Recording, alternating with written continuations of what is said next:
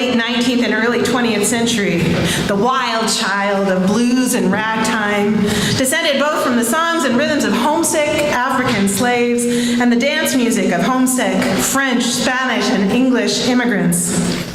Jazz is a uniquely American art form, and as it spread and multiplied, other musical influences were welcomed and integrated. Bluegrass, rock and roll, beat poetry, modern classical, Asian melodies and harmonics.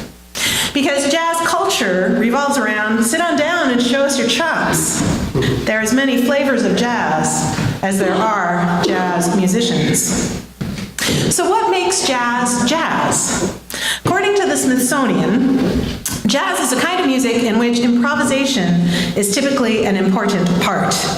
In most jazz performances, players play solos which they make up on the spot, which requires considerable skill.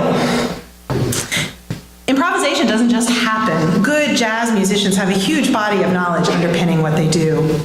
They memorize patterns upon patterns. They recognize multiple kinds of harmonic structures, and they practice and practice and practice and listen and listen and listen. And then, in the moment, they set all that head knowledge aside, and they play from the heart, from the body, from the soul. Considerable skill indeed. But this is how we become skillful humans, too. We read and learn and practice and try to understand things, but then, if we really are to find our unique song, if we are to do the work that is ours to do, if we want to play our part in that collective evolution of our species that I keep talking about, we have to come into the present moment, and we have to speak and act from the heart, from the body, from the soul. Now, I don't know about you, but I spend hours having imaginary conversations, either before or after the fact. I hope I'm not the only one. You know, we think about what we're going to say, and we try to predict what the other person's going to say, and we go on like that for a little while. Or even better, we go back to the conversation we had the other day, and this time we're way more articulate and clever and witty. And these hours, you know, they're not wasted exactly. It's kind of like practicing scales. But in the moment, things are never that predictable. The person we're talking to rarely obliges us by saying the things that we imagined them saying. And we can't go back into the past and redo what has already occurred. So we're always improvising. Every relationship we have, every task we undertake, there are moments where we have to improvise. And while things tend to go smoothly if we're prepared, if we played our scales and practiced our riffs, in that moment, we're expressing something pure and creative that rises up from who we are and enters the world as a gift. The Smithsonian goes on, there's tremendous variety in jazz, but most jazz is very rhythmic, has a forward momentum called swing, and uses bent or blue notes. Well, there's a tremendous variety in life, too. I say it often, there are as many ways of being human as there are humans. Who we are is shaped by where and who we come from, by what we see and what we do. It's shaped by our choices to act and our choices not to act. Same time, we all share a heartbeat. There's a rhythm. We keep driving forward, and none of us get out of this life alive. We know the end of the song is going to come eventually.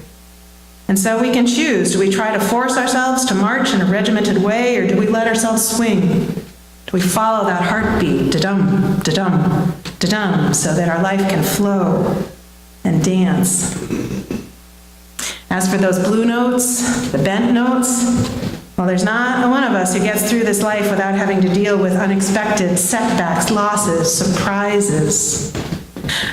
For humans, those moments of dissonance, those moments when something in us feels that something's not quite right, those are the moments that determine who we are and who we aren't. Just as the chord resolves and the song moves on, our discomfort slides us into changing whatever it is that doesn't ring true. Smithsonian.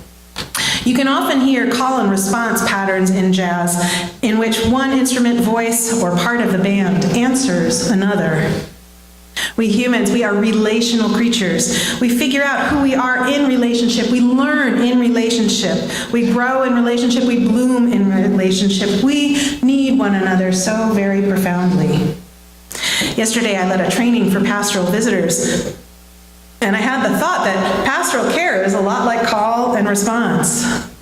I'm sad, comes the call. I hear, you're sad, comes the response. This is why, comes the call. I understand, the response. I don't know how to go on, the call. I'm here. We'll go on together. This is the real deal, putting ourselves out there and having our truths reflected back to us with just enough of a twist, just enough space so that we can hear something new in our own words. The call, can you hear me? The response, I hear you. I get it. Smithsonian. Jazz can express many different emotions from pain to sheer joy. Well, humans have a full range of emotions. We get to choose whether and how we express them. One of the reasons people like jazz, or really any music, is that it allows us access to those emotions and allows us to feel them in that cathartic way. My late colleague, the Reverend Susan Meyer, is quoted in that same UU World article that I used for the first reading as saying, I've known a few religious liberals who express intellectual disdain for what they describe as emotional religion and would prefer their worship services to resemble a polite book discussion group. She says, ironically, some of these same individuals are jazz fanatics who hold their CDs with the same level of awe and reverence with which priests hold the consecrated host. Their true religion, jazz, is anything but unemotional. Now, as you can probably guess, I'm of the better out than in school of emotion. Our feelings come to us as teachers, and if we can embrace them and let them flow through us, our lives are richer. But there are times and places where it's not safe or appropriate to openly emote. Music, for me, especially jazz, comes as a gift. It reopens the places that had to temporarily be closed off. It allows the feelings to flow again.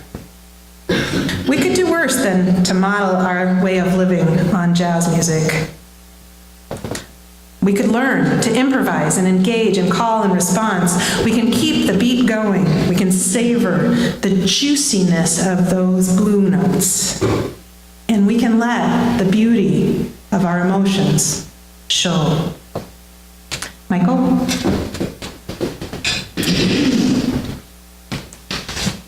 In observance of the Lionel Hampton Jazz Festival, I offer what I call Michael's humble homily on improvisation, living my life like a song. On a recent play date, my 4-year-old granddarling, Alina, wanted to play Go Fish. Now, it's a grandparent's duty to say yes as often as possible.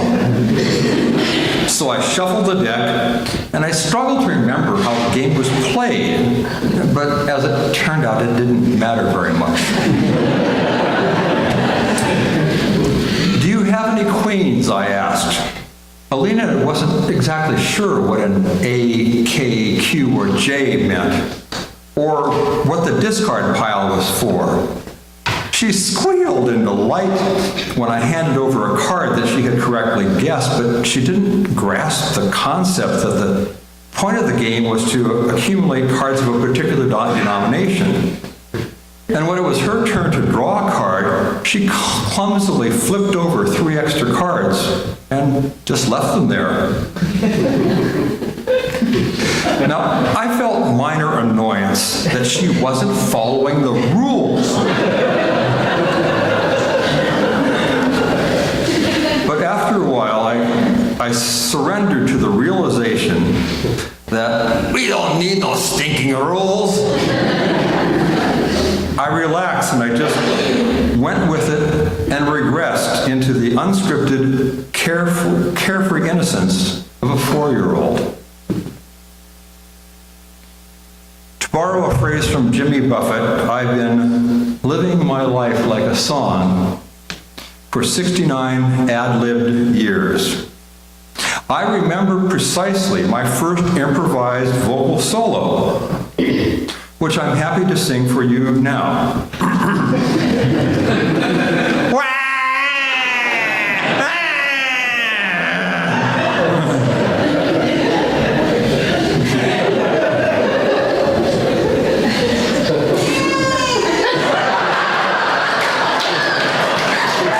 That was call and response.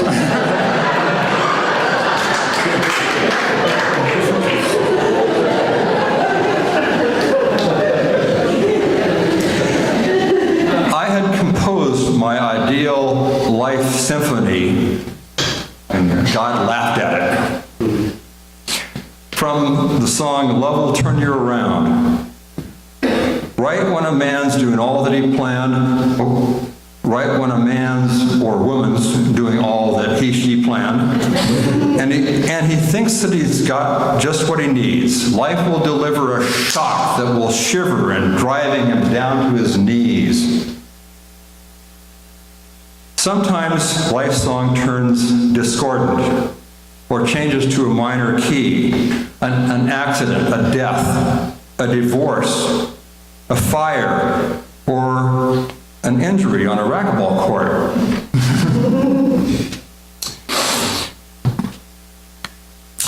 With my perfect score shredded, I must adapt, improvise, and to overcome Shakespeare's slings and arrows of outrageous fortune.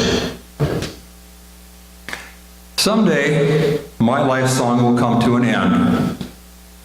I don't believe there will be a coda, no encore. The music just stops.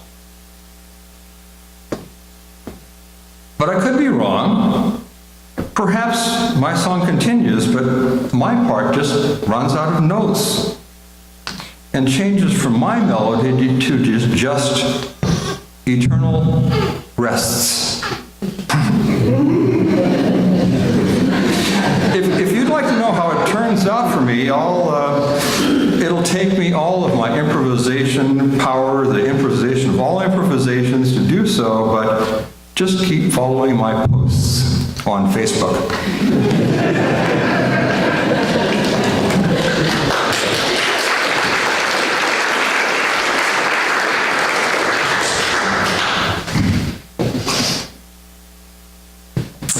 Speaking of Facebook, lately there have been times when it's felt hard to be an American or hard to be human. Did anyone else read that stupid editorial in the Daily News this weekend by that guy who thinks that his perspective is common sense and anyone who thinks anything different is over-emotional, an idiot? Anybody else read that? Oh my God. Now, he happens to be proudly right-wing, but I don't have much respect actually for anyone who claims to always be right. And let me tell you, there are actually know-it-alls at pretty much every inch of the political spectrum. But I digress. See, the thing is, this is also an incredibly exciting time to be human, and an exciting time to be an American. There's this new song, and it's beautiful and exciting and unfamiliar and dynamic, and it's coming together in these confusing days. I hear young black voices crying out, "Black Lives Matter," and people responding, "Yes, they do, and we will fight with you." I hear young dreamers crying out, "This is our home." And to them, you hear the response, "Yes, it is, and we will fight with you." Gay and trans and genderqueer people are crying out, "We deserve to be free and to be who we are and to love who we love." And our response, "Yes, you do, and we will fight with you." High school students and middle school students from Parkland and around the nation walk out of their classrooms and call out, "Not one more." And the response is not one more. We will fight with you. This new song, I find it on Twitter and blogs and in newspapers and magazines, town halls and coffee shops, and yes, I find it on Facebook. Voices from all the generations, all the people calling and responding. And the subtext, the beating heart, the driving rhythm is love. I've come to believe that all the work we do to analyze and understand and conceptualize and strategize, it's like the work that jazz musicians do, practicing and learning about chord structures. We hold it all, but it's in the background somehow, because in the moment, what really affects change, what really allows for healing and transformation, are the things that we say and do from the heart. Now, jazz great John Coltrane used to write poetry out by hand, and then he'd put it on his music stand and play it. Did you guys know that? Yeah. He put one of his poems in the liner notes of an album called A Love Supreme. And when you read it while listening to him play, I mean, it's just everything. I mean, it's a song. And Coltrane came out of the black church, so it uses the G word a lot. And I know that doesn't resonate for any number of you, so I'm going to take the great liberty of translating and changing God to love. I don't think Coltrane would mind too much. He went on to study Eastern religion and always was explicitly universalist. I also have to abridge it because it's a long piece, but listen, this is Coltrane-ish.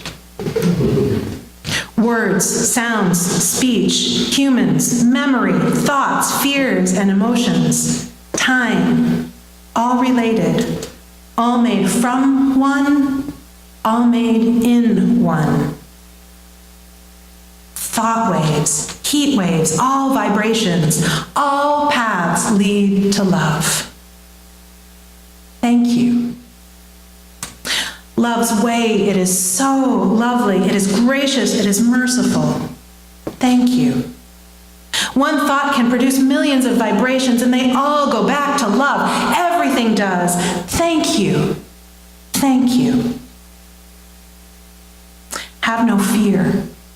Believe. The universe has many wonders. Love is all. Love's way is so wonderful. Thoughts, deeds, vibrations all go back to love. We are all one in grace. Love will wash away all our tears. No road is an easy one, but they all go back to love. Love will remake the world. Love breathes through us so completely, so gently, we hardly feel it, yet it is our everything. Thank you. Elation, elegance, exaltation, all from love.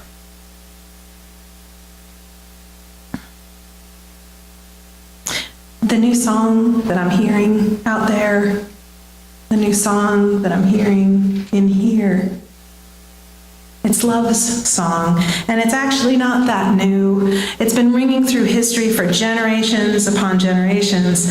Coltrane for sure heard it. May we listen for it too. May we sing it too. When love calls, may we respond, and when it's our turn to solo, may we trust our heart and give it all we got.